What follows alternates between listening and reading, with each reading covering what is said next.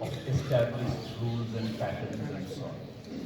I believe that is not a correct position. It's not a correct position in the sense that, after all, the American people elected Trump.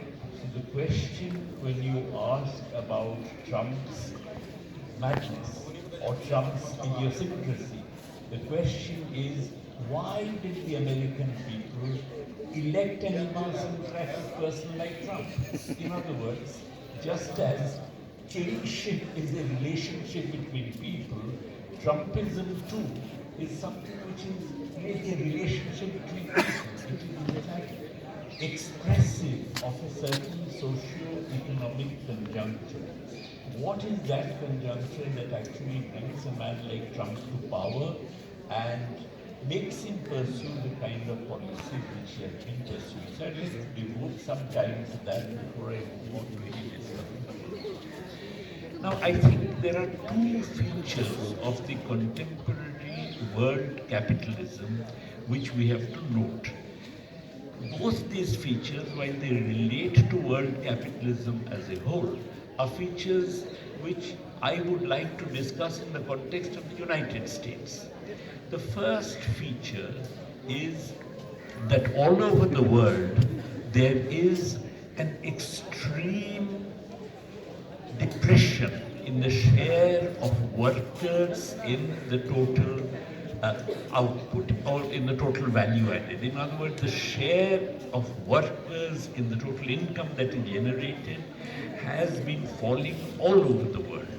Certainly, this is true not only of the global south, this is not only true of India. As you know, the Paris-based World Inequality Database says that now the top 1% of India's population controls a higher share of national income than at any time in the last 100 years. Just now, my wife and colleague Utsa Patniak has just written a book called Exploring the Poverty Question, in which she actually shows that poverty in India, particularly starting from 1991, has been increasing when poverty is defined in nutritional terms to denote access to certain amount of calories per person per day. But it's not just a matter relating to India. All over the world, there is an enormous rise in the share of surplus. Therefore, there is a corresponding fall in the share of wages.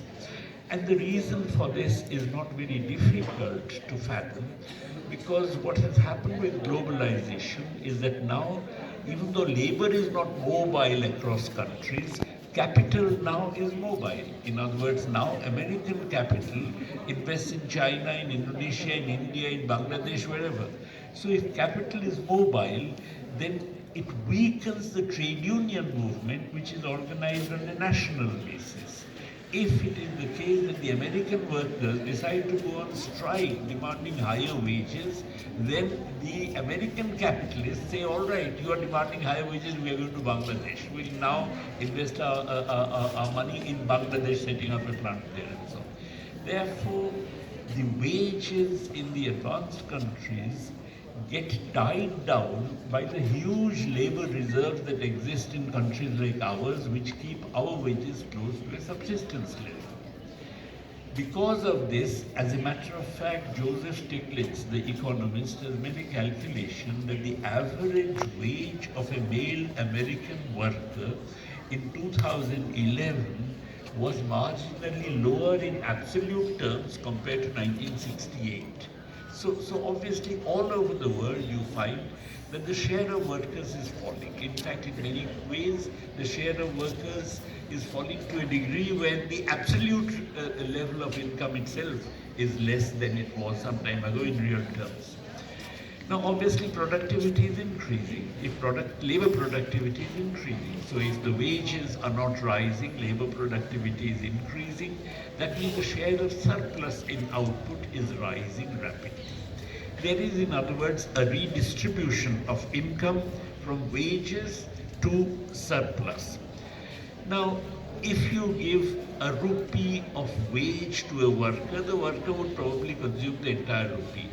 But if you give a rupee of wage to a rich man, then the rich man would probably consume about 50 paise out of it and keep the remaining 50 in the pocket, saying, I'll spend it tomorrow.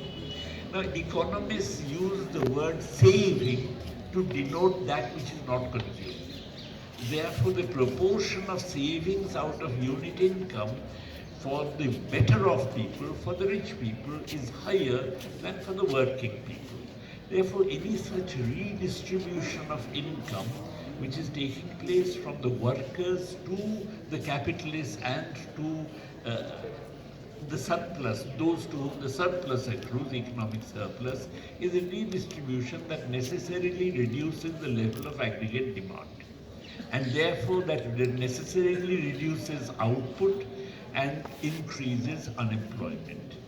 This therefore is an addition